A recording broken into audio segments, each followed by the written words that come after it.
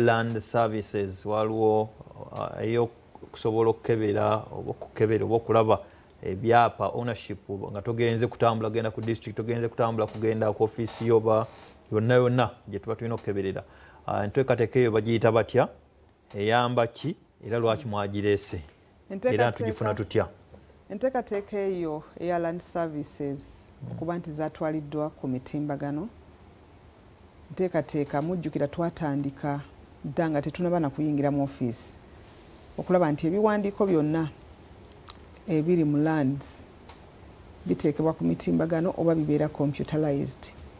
Enteekateeka eno ezze ezimbibwa emyaka egiwerako era bwe twatuukidde nti kaakati tugitongoze nga tulaba nti oba oli awo ebintu ebisinga kaakati ku system kwebiri.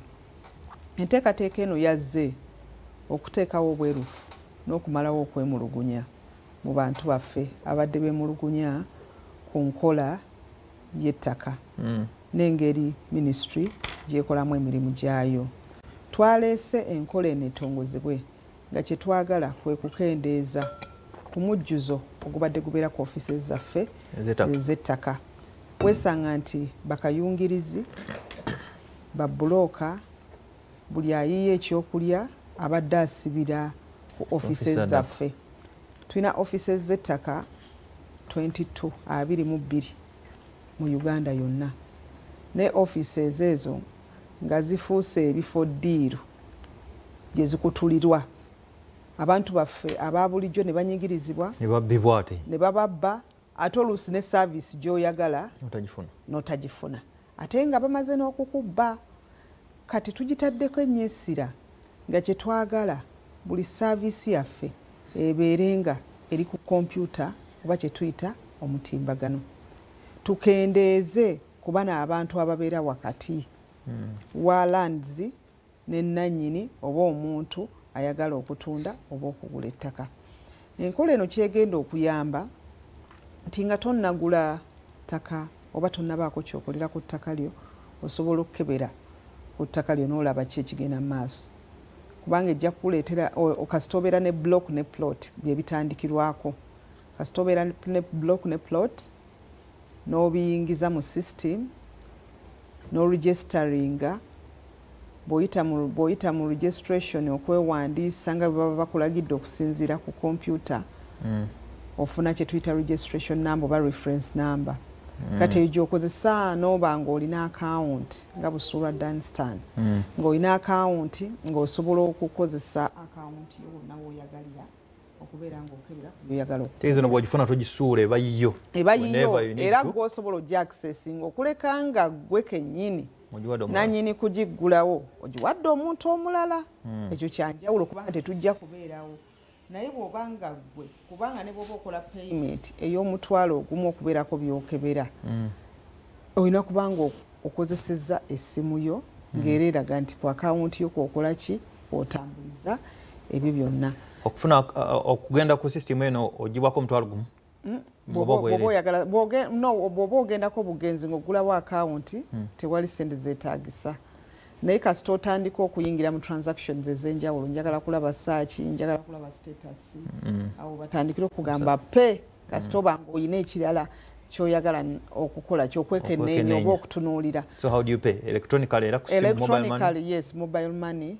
Mu kusooka twagijjukira nagiroonkingako nga pilot ng'eri mu Kampala ne Kyaddondo, Kampala Capital City Authority. Naye obuzibu obwakirimu nti omuntu omutwalo ogwo yalina ng'ogenda mu bank n'asasula. Kati twafuna feedback abantu batuddiza amawulire ne batugamba nti ye system nungi naye maama omutwalo omuntu atambula agende mu bank ate akomewo ayingize simanya reference number kwasasulidde oba pin lwaki temukwataganya banks ne URA n'aba mobile money ekintu ne kiba nga kitambulira wamu electronically. Omuntu n'aba ng'asobola okubeera ku ssimu ye n'akola transaction gy'ayagala okukola n'aba ng'afuna information gy'ayagala. Kati mu bbanga eryo lyonna ebyo tubaddemu naye no clearinga backlog okulaba nti information oba ebiwandiiko byonna ebikwata ku ttaka ebadde tebinayingizibwa mu system nabyo biyingizibwa kubanga kiyambako okulaba nti system kati eri fully updated. Tuyinza okugamba nti oba oli awo wakyaliwo ebiwandiiko ebimu ebitanagendako naye we twogerera tugamba nti at least yaddeko bwe tuwoneewo emyezi nga 6 twagala information yonna gye tulina ebadde manual enkadde yonna ebeere nga egenda ku system eyo tulabe nga system yaffe eri credible. Ate kye tusaba mu abagikozesa okutuwa feedback mutuddiza amawulire kubanga systems zonna okukola obulungi zikola mufuna amawulire agakwata ku ngeri system gyekolamu. Amawulire ago gatuyamba okulongoosa. Jukira abagikoze weebali ate era tukyali nabo batambula naffe okulaba nti by the time lwe banaatuwa system eyo ejja kuba etuukidde ddala nga basobola ogijjako omukono ne batugamba nti kaakati system yammwe yiiyo mubeere nayo etambuze ensonga z'ettaka. Bwengenda kompyuta yange njituukako ntya www something teekamu ki www.landinformationsystem .go.ug www.landinformationsystem.go.ug awo ng'ensonga zikutambulira bulungi ng'okebera buli kyoyagala ng'ofuna information gy'oyagala naye ekirungi kye twagala nti kye twalonkinze twagale tugiteekemu ne bye tuyita enhancements tugiteekemu ebintu ebigyongeramu amaanyi. Luli obadde okebera ku ttaka Danstan ne wesanga ng'olikebedde naye nga tofuna na SMS eraga nti okebedde ku ttaka lyo. Naye kaakati ku mulundi guno twagala nti ne bwe kubanga kuliko transactions ezigenda mu maaso oba subdivisions oba waliwo yalikebedde oba likyusiddwa nga ka message kajja ku registered owner kubanga n'essimu yo tuba tugirina kyobula n'abantu twabagamba bazze essimu zaabwe obujja batuwe contact phones entuufu addresses zaabwe bazizza obujja kubanga ajjukira abantu baffe bagayaavu oluusi akola ebintu n'abikolera mu mannya ga looya kati tetuganye looya osobola okumwesiga oba mu mannya ga bulooka kati message bw'enejja egenda wooli tomanya bitambula kati bayinza okukolera ku ttaka lye ebintu ebingi nga tomanyi olwekyo twagala tuveemu obugayaavu ebintu ebyo olabe nti you are up to date ebintu byo byebyo essimu yo yeeyo addresses zo zeezo okusinga okukozesa ebintu eby'omuntu omulala kubanga ojja kozesa eby'omulala fe tulowooze nti message yagenze naye nga teyakutuuseeko egenze ku ssimu ya muntu. Honorable Judith Nabakoba